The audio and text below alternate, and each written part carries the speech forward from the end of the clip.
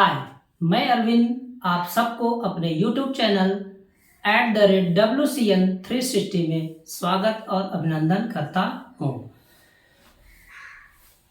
मेरी पिछली वीडियो में आपके सुझाव बढ़िया थे और उन सुझावों से मुझे कुछ एनर्जी मिली। उसी एनर्जी के तहत अब आज आपके सामने फिर एक अगली वीडियो में आप सबके सामने फिर से प्रस्तुत हुआ हूँ। तो इस कड़ी की शुरुआत हम आज अपने कक्षा 10वीं के साइंस से पहले चैप्टर से शुरुआत करते हैं, जिसका नाम है रासायनिक समीकरण और अभिक्रियाएं। रासायनिक अभिक्रियाएं और रासायनिक समीकरण। तो चलिए इस कड़ी की हम लोग शुरुआत करते हैं। तो इस कड़ी में जो भी आपके सुझाव होंगे उस सुझाव को बेहतर फील करूंगा मैं। तो ठीक है, तो हमारा जो टॉपिक है वो है टॉपिक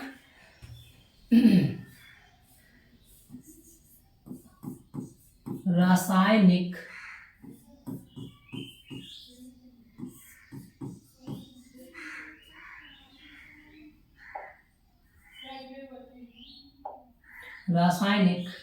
अभिक्रियाएं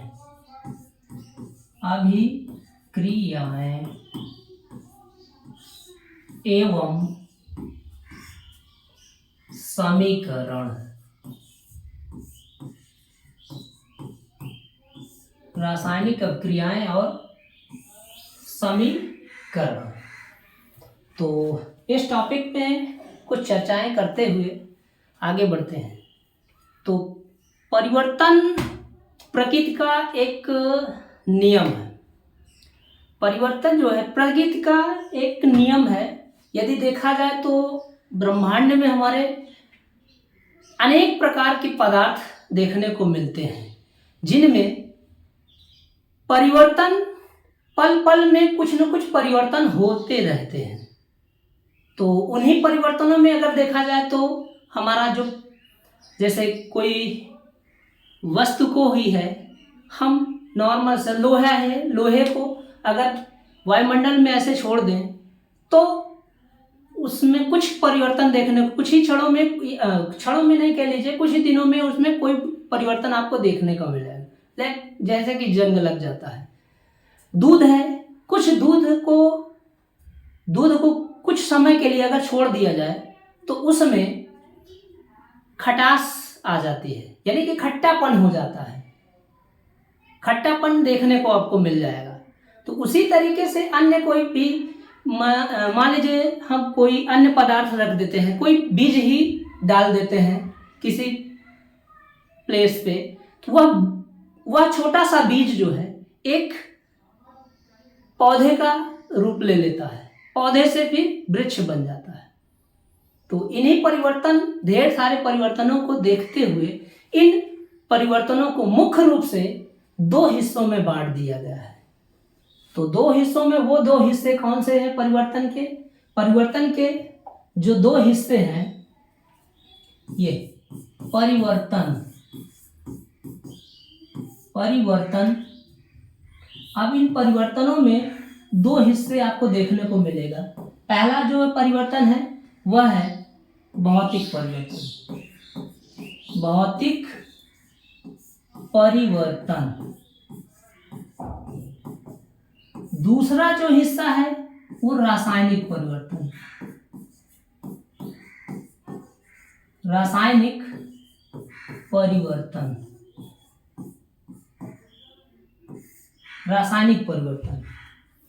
तो हम इस कड़ी पे चर्चा करते हुए पहले स्टार्ट करते हैं कि ये भौतिक परिवर्तन है क्या चीज। भौतिक परिवर्तन, चलिए देखते हैं भौतिक परिवर्तन किसे कहते हैं।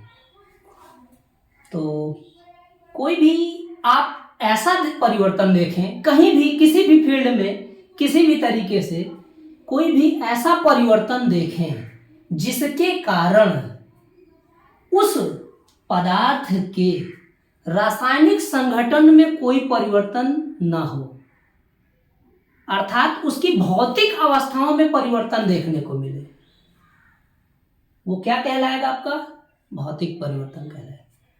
डेफिनेशन यहां पे लिख रहा हूं, यहां देखिएगा, ऐसा परिवर्तन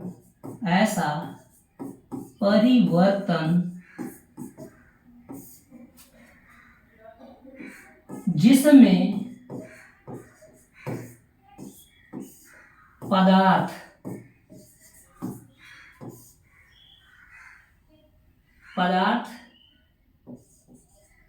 के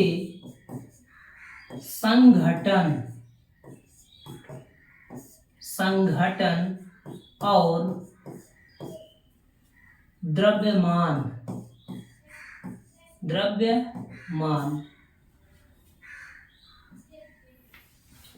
में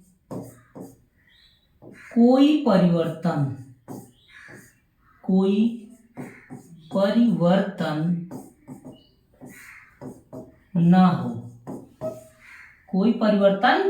ना हो, उसे भौतिक परिवर्तन कहते हैं।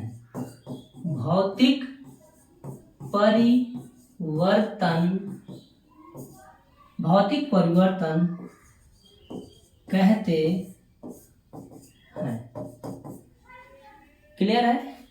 तो देखिए, रासायनिक संगठन और द्रव्यमान में उसमें कोई परिवर्तन आपको देखने को नहीं मिल रहा है, तो वह परिवर्तन ही किस नाम से जाना जाएगा? आपका भौतिक परिवर्तन के तहत देखा जाएगा।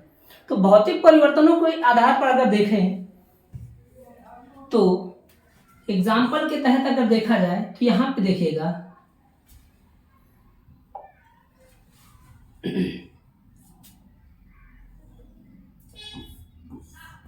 बल्ब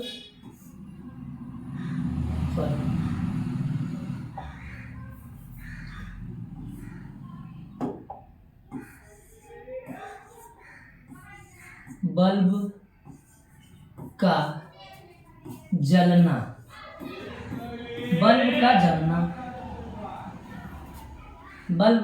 जलना, कागज को फाड़ना, वस्तु के आकार में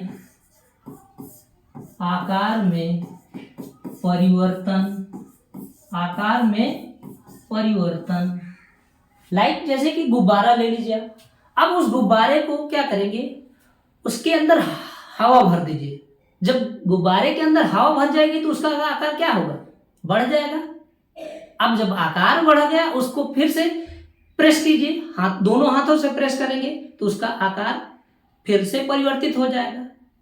ठीक, हवा अगर फिर से ओपन कर दीजिए, खोल दीजिए, तो वो पूरे तरीके से फिर से अपनी प्रारंभिक अवस्था में आ जाता है। अर्थात सीधे शब्दों में अगर कहा जाए तो हमारा जो भौतिक परिवर्तन है वह उसकी अवस्था को चेंज करे, उस अवस्था से चेंज करने के बाद फिर पुनः अपनी पूरी प्रारंभिक अवस्था में आ जाए। तो जब पुनः से प्रारंभिक अवस्था में आ जाए तो ऐसे परिवर्तनों को हम किस नाम से जानेंगे? भौतिक परिवर्तन कहते हैं। स्पष्ट हुआ? अगर स्पष्ट हो रहा है, चलिए आगे की ओर बढ़ते हैं। अभी यहीं पे देखा जाए तो एक आकार को देखते हुए इस आकार से एक डायलॉग याद आता है। इस डायलॉग में आप लोगों ने सुना होगा, सनी देओल का बहुत ही फेमस डायलॉग था। उस डायलॉग में कहा गया था कि वो डायलॉग सुनाना चाहूंगा आप लोगों को। देखिए, लोहे ये मजदूर का हाथ है कातिया, लोहे को पिघलाकर आकार बदला जाता है। तो ठीक कुछ उसी तरीके से ही आपका ये वस्तु का आकार, किसी भी वस्तु के आकार में परिवर्तन ला सकते हैं। फिर अगर वह प्रारंभिक अवस्था को पुनः से फिर अर्जित कर ले तो वो भौतिक परिवर्तन के तहत देखा जाएगा। तो भौतिक परिवर्तन स्पष्ट हुआ, तो हम आगे की ओर बढ़ते हैं। अगली तो दूसरा नंबर था आपका क्या, रासायनिक परिवर्तन। रासायनिक परिवर्तन। चलिए आगे की ओर देखते हैं, केमिकल चेंजेस। रासायनिक परिवर्तन में क्या होगा कि कोई भी पदार्थ अपनी प्रारंभिक अवस्था को छोड़कर किसी अन्य अवस्था में जाए, वह पुनः अपनी प्रारंभिक अवस्था को न प्राप्त कर सके। कोई भी पदार्थ है जब वह अपनी एक अवस्था से बदले और दूसरी अवस्था में चला जाए तो वह उस अवस्था में फिर से पुनः न लौटने, तो ऐसा जो परिवर्तन कहलाएगा वह रासायनिक परिवर्तन कहलाएगा। अगर डिफिनेशन के तहत हम लिखें तो सीधे सीधे कह सकते हैं कि ऐसा परिवर्तन जिसमें पदार्थ के रासायनिक संघटन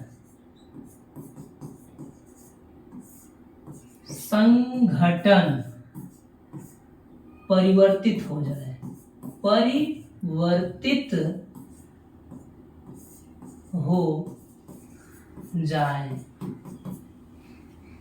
उसे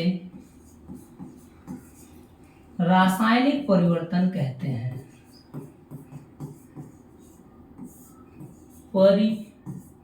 परिवर्तन कहते हैं। ये है अपने डेफिनेशन। क्लियर हुआ? तो हम यहाँ पे देखें, ऐसा परिवर्तन जिसमें पदार्थ के रासायनिक संघटन परिवर्तित हो जाए उसे रासायनिक परिवर्तन कहते हैं। अपनी प्रारंभिक अवस्था को बदले बिना, यानी कि एक जैसे होता है ना कि कोई कार्य हम कर गए, अब वह उस कार्य के कारण कोई फिर से वह अपनी प्रारंभिक अवस्था में ना आ सके। प्रारंभिक अवस्था लाइक जैसे देख लीजिए,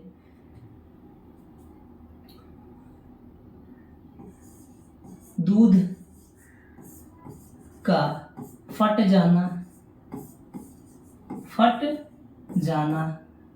ये रासायनिक परिवर्तन के तहत आएगा। दूध का फट जाना रासायनिक परिवर्तन में देखा जाएगा। कागज को जला देना, ये कागज आप जला दीजिए, फिर से वह कागज नहीं बनेगा। अर्थात अगर देखा जाए तो इस परिवर्तन में हम यह सीधे सीधे कह सकते हैं कि जब कोई पदार्थ अपनी प्रकृति परिवर्तित कर दे, नेचर ही बदल डाले, तो नेचर जब परिवर्तित कर देगा तो ऐसे परिवर्तन को ही हम किस नाम से जानेंगे? रासायनिक परिवर्तन नाम दे देंगे। नेचर बदलने से मतलब क्या हुआ कि जैसे जब हमारा दूध है, ये दूध फटेगा तो ये क्या बन सकता है? पनीर बनेगा। ठीक, कागज अगर जल गया तो क्या बनेगा? राख बन जाएगा। और इसी के साथ क्या, कुछ गैसेस निकले, कार्बन डाइऑक्साइड गैस निकल जाएगी। कार्बन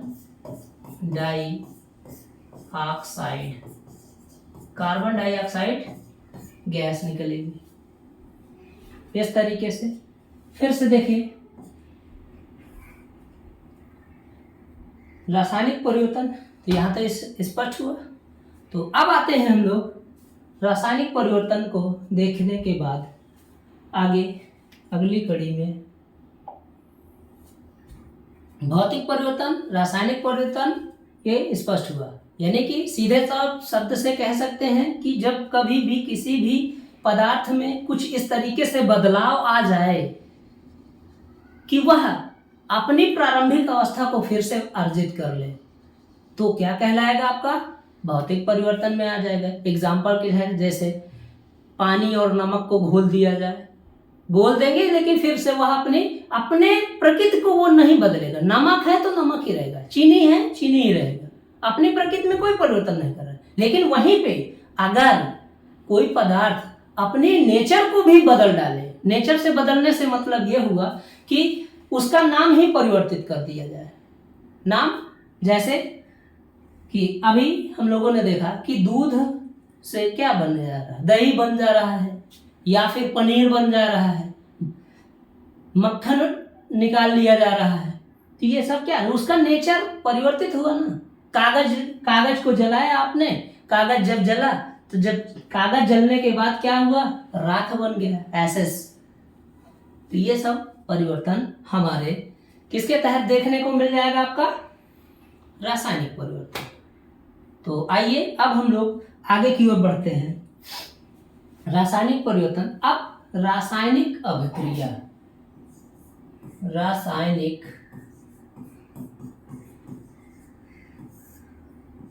अभिक्रिया,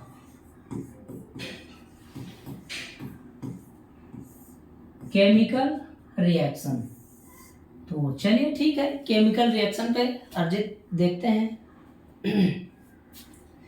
केमिकल रिएक्शन, आप मान लीजिए हम कोई भी चीज़ें हैं आपस में किसी भी तरीके से उनको मिला दें, या कोई भी ऐसा प्रोग्राम कर दें कि वह अपने नेचर को छोड़कर किसी अन्य नेचर में पहुंच जाए, अपनी प्रकृति जो वास्तविक प्रकृति थी उस प्रकृति को तोड़ दे, उस प्रकृति से किसी नई प्रकृति में परिवर्तित हो जाए।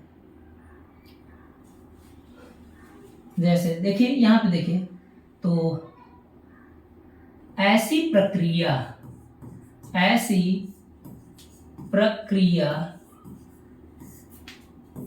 जिसमें एक या एक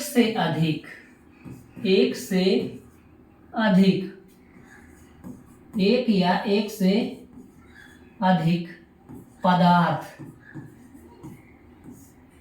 आपस में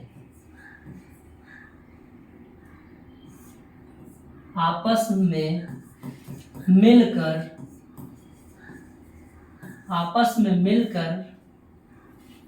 नई प्रकृति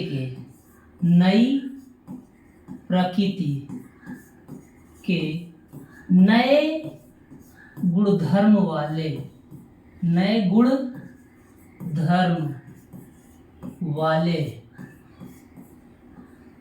पदार्थ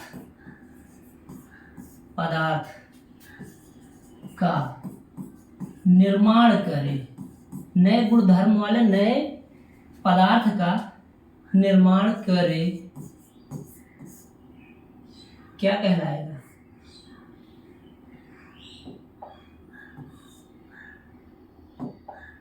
करे, उसे रासायनिक अभिक्रिया कहते हैं। रासायनिक अभिक्रिया कहते हैं, रासायनिक अभिक्रिया कहते हैं। क्लियर हुआ? जैसे एग्जाम्पल के तहत अगर देखा जाए तो आप क्या काम करें कि नौसादर ले लें। नौसादर यानी कि NH4Cl, अमोनियम क्लोराइड। अब इसकी क्रिया चूने से करा दीजिए, कैल्शियम ऑक्साइड से, सीधे CaO से करा दीजिए। ये अमोनियम क्लोराइड है, अब इसकी क्रिया इसको हम किस में मिला देते हैं, CaO, कैल्शियम ऑक्साइड। अब यहाँ पे बनेगा क्या,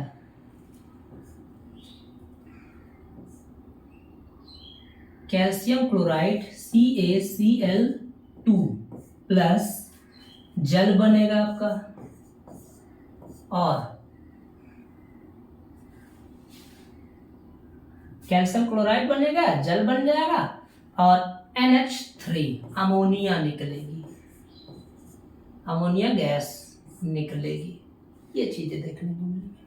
ठीक है, क्या करें, आप इस नौसादर को, ये नौसादर है, नौसादर को चूने के साथ हथेली पे रख लीजिए, हथेली पे दोनों को रख लीजिए। अब अंगूठे से ऐसे इस तरह से आप लोगों के घर में देखे होंगे आप लोग, दादाजी दादाजी रहते हैं तो दादाजी लोग क्या करते हैं, एक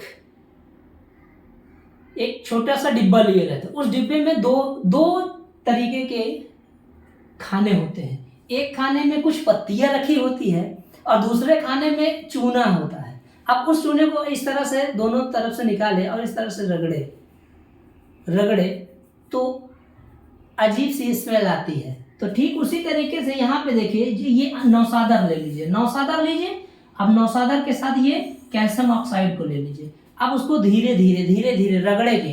तो जैसे ही रगड़ेंगे तो आपको एक तीखी गंध निकलेगी, तीक्ष्ण गंध, जो ऐसा नहीं छींक जैसे, जब कोई चीज मतलब तीखी गंध होती है तो उसको सूंघने पर छींक आने लगती है। तो वह क्या है, यही है अमोनिया। इस अमोनिया के चलते ही निकलेगा। ये क्लियर हुआ? तो ऐसी प्रक्रिया जिसमें एक या एक से अधिक पदार्थ आपस में मिलकर के नई प्रकृति के नए गुणधर्म वाले पदार्थ निर्माण हो जाए, वो क्या कहलाएगा? उस प्रक्रिया को या उस प्रक्रम को ही हम किस नाम से जाने, रासायनिक अभिक्रिया कहते हैं। ठीक है। इसमें इन सब का इसका कोई भी अपना रोल नहीं है। ये इसकी प्रकृति अलग है, इसकी प्रकृति अलग है, इसकी प्रकृति अलग, और ये लोग अपनी अलग प्रकृति के रखते हैं। इनका नया गुणधर्म का ये मिला है, कैल्शियम क्लोराइड, और ये हाइड्रोजन ऑक्साइड है यानी जल जो बोलते हैं, और ये अमोनिया है, अमोनिया गैस निकलेगी। ठीक है। तो अब यहाँ पे देखें, इस रासायनिक अभिक्रिया के संघटक अवयव जिसे कहते हैं, रासायनिक अभिक्रिया के अवयव, यहाँ पे आगे की ओर बढ़ते हैं। रासायनिक अभिक्रिया, रासायनिक अभिक्रिया के अवयव। अब ये रासायनिक अभिक्रिया के कौन कौन से अवयव हैं? दो अवयव हैं मुख्य रूप से देखा जाए तो। पहला क्या है? अभिकारक, और दूसरा उत्पाद, या कह लीजिए क्रियाफल। इसको हम क्रियाफल भी कह सकते हैं, प्रोडक्ट। ठीक है। तो अभिक्रिया, अभिकारक क्या होगा, उत्पाद क्या होगा? इससे पहले जो इक्वेशन लिखा था मैंने आपको, NH4Cl प्लस CaO, यहाँ पे क्या बना था आपका, CaCl2 प्लस जल बना था, और NH3 अमोनिया बना था। ये था आपका, इतना था। तो अब यहाँ पे देखिए, इस रासायनिक, कोई भी रासायनिक अभिक्रिया है, उस रासायनिक अभिक्रिया में जो भाग लेने वाले पदार्थ हैं, अभिक्रिया संपन्न होने से पहले का, जितने भी अभिक्रिया है उससे संपन्न नहीं हुई है, तो अभिक्रिया संपन्न होने से पहले का जो पदार्थ हैं वो किस नाम से जाने जाएंगे? अभिकारक कहलाएंगे। क्या हो जाएंगे? अभिकारक। यहाँ पे देखिए, यहाँ पे अमोनियम क्लोराइड और कैल्शियम ऑक्साइड, ये दोनों ही क्या है? दोनों ही अभिकारक हैं। ठीक, ये दोनों ही अभिकारक की श्रेणी के तहत आ जाएंगे। और यहाँ पे जो बन करके इन दोनों के मिलने से, जो क्रिया करने से बन करके जो तैयार हुआ है, ये सब क्या है?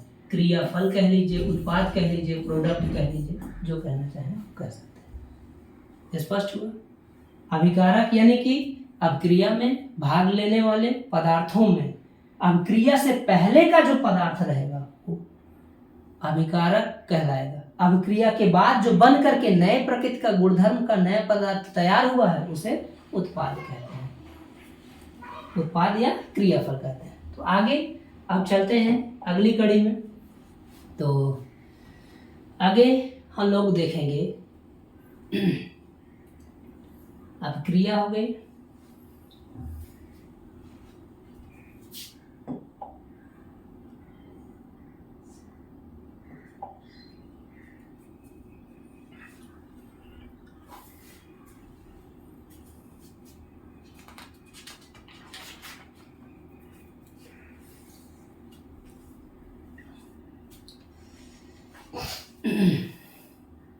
अब देखा जाए रासायनिक अपक्रिया की पहचान, कैसे हम पहचानेंगे कि रासायनिक अपक्रिया संपन्न हुई या नहीं हुई।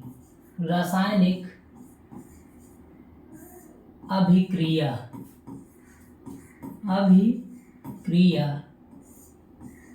की पहचान, रासायनिक अभिक्रिया की पहचान किस तरह से हम लोग पहचानेंगे कि ये रासायनिक अभिक्रिया हो गई है। तो ध्यान रखें कि जो भी हमने पदार्थ लिया उन पदार्थों में क्या क्या परिवर्तन होते हैं।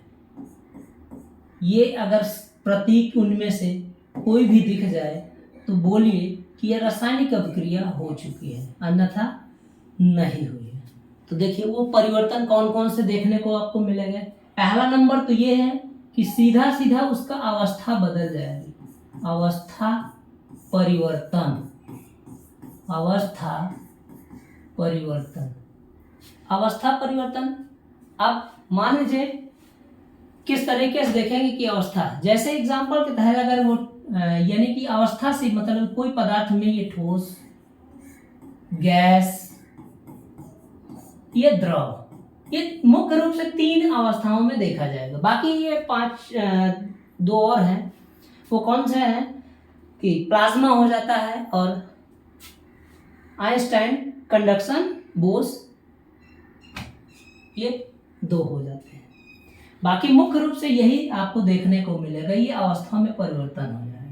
यानी कि वो ठोस है तो द्रव या गैस दोनों में से किसी में भी परिवर्तित हो सकता है, या वो गैस में है तो इन दोनों में से किसी में भी परिवर्तन, मतलब उसके ये सिंबल अगर आपको दिखे तो बता दीजिए यहाँ क्या है, अवस्था में परिवर्तन हो गया।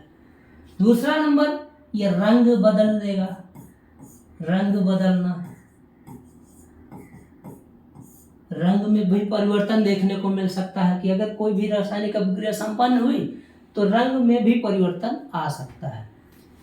फिर ताप में परिवर्तन देखने को मिलेगा, ताप परिवर्तन।